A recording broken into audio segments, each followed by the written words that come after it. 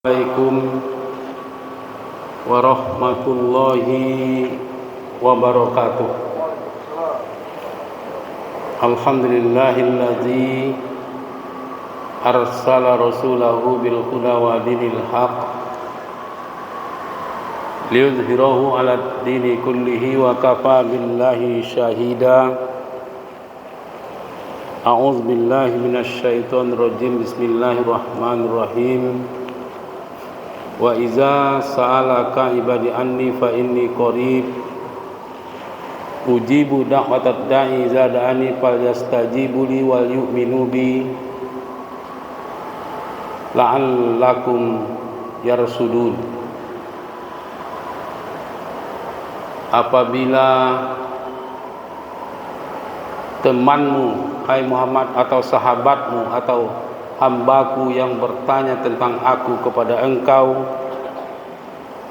jawab saja bahwa aku berada di sekitar mereka, mengabulkan doa orang yang berdoa, dengan syarat mereka harus mematuhi perintahku dan beriman kepadaku agar mereka itu mendapat petunjuk. Bapak dan saudara sekalian, ayat yang baru saja saya bacakan terdapat dalam surat Al-Baqarah di nomor 186. Seorang ulama bernama Ibrahim bin Adlam, berkebangsaan Afghanistan, meninggal di Baghdad, Irak antara tahun 80 sampai 100 Hijriah. Seorang ulama terkenal ini satu hari didatangi oleh pegawai istana. Sebut saja yang datang itu Menteri Kesehatan, Menteri Agama, Menteri Sosial, dan Menteri Sekretaris Kabinet, Menteri Dalam Negeri. Kira-kira seperti itu yang datang bersilaturahim kepada Ibrahim bin Adlam. Dimulai oleh Menteri Kesehatan, kira-kira seperti itu, Kiai. Raja Perdana Menteri sekarang dalam kondisi kritis, sakit parah, sakit keras. Sudah saya obat katanya sebagai dokter bidang kesehatan,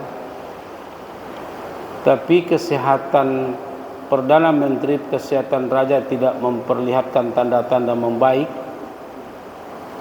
malah justru tanda-tanda parah. Lalu disambung oleh Menteri Agama, kira-kira seperti itu, Syekh Kiai, kami sudah berdoa, baik pegawai istana maupun seluruh masyarakat dan rakyat, agar kesehatan Perdana Menteri bisa sembuh kembali. Karena Menteri Agama ini tahu ayat ini, wa iza sa'alaka ibadi anni fa inni qarib ujibu da'watad da'i iza da'ani falyastajibu li wal yu'minu bi la'allahum yarsudun.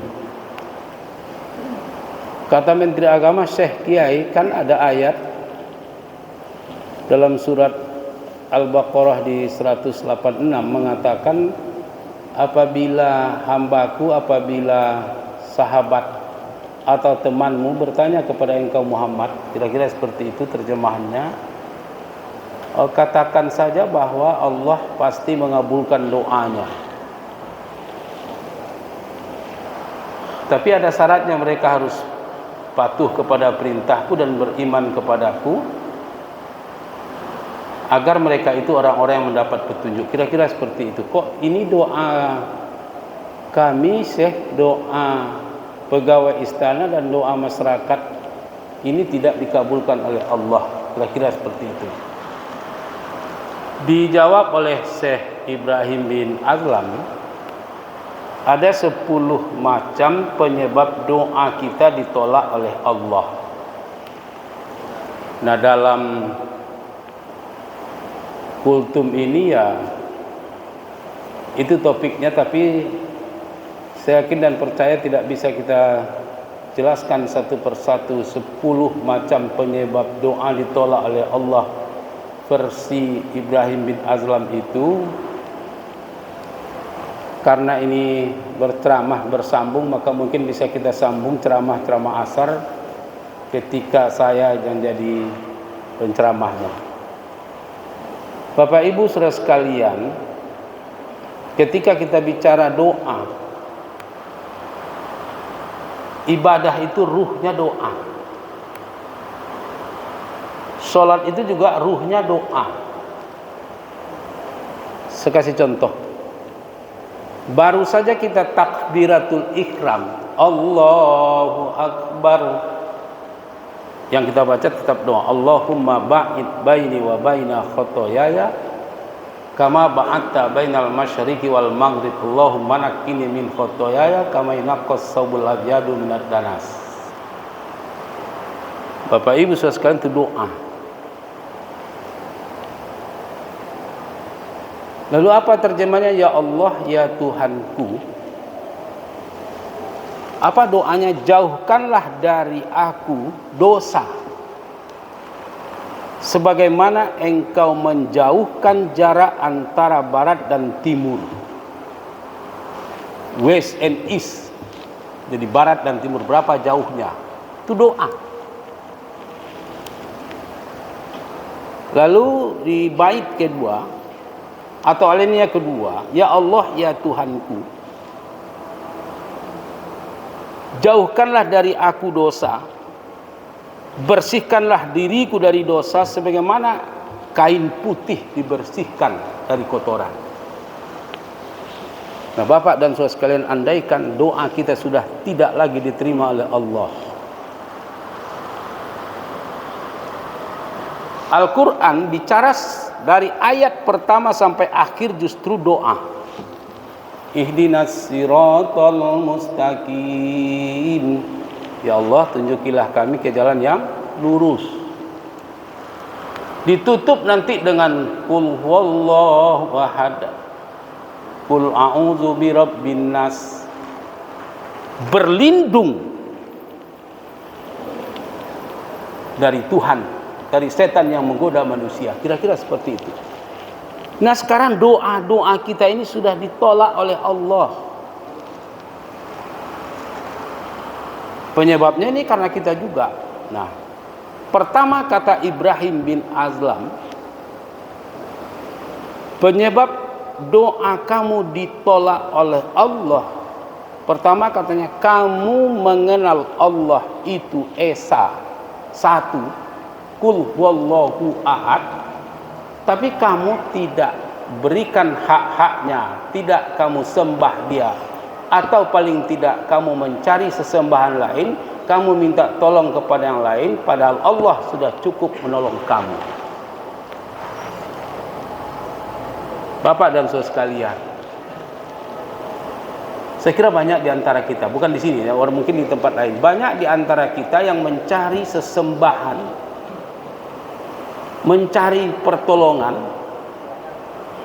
selain kepada Allah. Minta jabatan, minta kaya, padahal Allah kan satu. Kata Ibrahim bin Azlam, banyak di antara kamu, banyak di antara pejabat yang datang itu kan pejabat, seperti saya jelaskan tadi di awal. Yang datang bertamu itu adalah pejabat, Menteri Kesehatan, Menteri Dalam Negeri, Menteri Sosial, Menteri Agama, Menteri Sekretaris Kabinet. Nah, kalau kamu ingin diterima doanya, ya kamu harus satukan sesembahan kamu, kamu harus satukan yang kamu minta tolong. Wal yu'minu bi, kata ayat itu tadi, kamu harus beriman kepadaku. Bapak Ibu saudara sekalian, hanya satu ini yang dapat kita jelaskan pada kesempatan kali ini. Yang kedua, yang ketiga, yang keempat, yang kelima, yang keenam, yang ketujuh, yang kedelapan, yang kesembilan sampai 10 kita akan sampaikan pada ceramah-ceramah asar berikutnya. Banyak maaf. Assalamualaikum warahmatullahi wabarakatuh.